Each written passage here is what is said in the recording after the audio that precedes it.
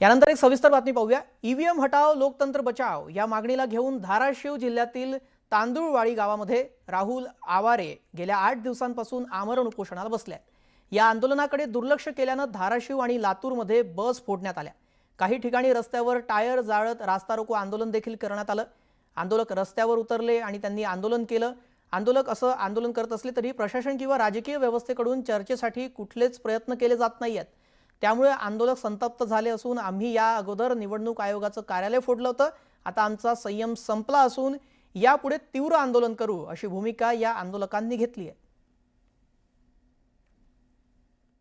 काय नेमकी भूमिका आहे 8वा दिवस या आंदोलनाचा?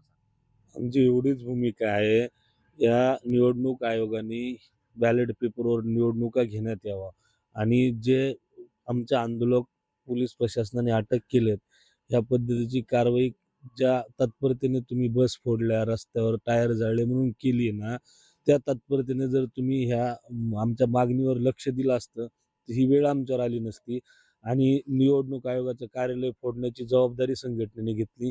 काल रस्ता रोकोची पण जबाबदारी आम्ही संघटना म्हणून घेतोय, त्या बस फोडल्या त्याची पण जबाबदारी आम्ही संघटना म्हणून घेतोय आणि याच्यानंतर अजून याच्यापेक्षाही मोठं उग्र स्वरूपाचं आंदोलन होईल एवढंच सांगतो। एवढ्यावर आम्ही थांबणार नाही जोपर्यंत लोकशाही देशाचा मुद्दा आहे, राज्याचा मुद्दा आहे, मात्र तुम्ही गाव पातळीवर आंदोलन का करताय? काय कारण काय आहे? साहेब, तुम्हाला एक प्रामाणिकपणे सांगतो, हे आंदोलन प्रशासनाचं आणि निवडणूक आयोगाचं आणि सरकारचं मोडण्याचं षडयंत्र होणार आहे याची आम्हाला आधीच कल्पना होती। त्यामुळे आम्ही ग्रामपंचायतचा ठराव घेऊन सरपंचाचा आणि ग्रामसेवकाच्या ठरावातून परवानगी घेऊन हे आंदोलन गावात केलंय। परवानगी नाकारण्यात येणार होत्या, याच्यामुळे गावात करण्यात आलेलं आहे। 8वा दिवस या आंदोलनाचा आपल्या सोबत काय नेमकी मागणी, प्रशासनाचा कसा प्रतिसाद मिळतो आणि भूमिका काय असणार?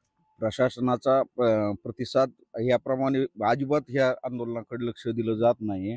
मागच्या जे 20 तारखेला तिथं निवडणूक आयोगाचं कार्यालय फोडल्यानंतर त्यांनी 21 तारखेला पत्रक एक काढलं। त्या पत्रामध्ये त्यांनी स्पष्ट सांगितलं आहे की निवडणूक प्रक्रिया 2 प्रकारे राबवल्या जातात, एक यंत्राद्वारे ईव्हीएमच्या आणि दुसरी बॅलेट पेपरद्वारे।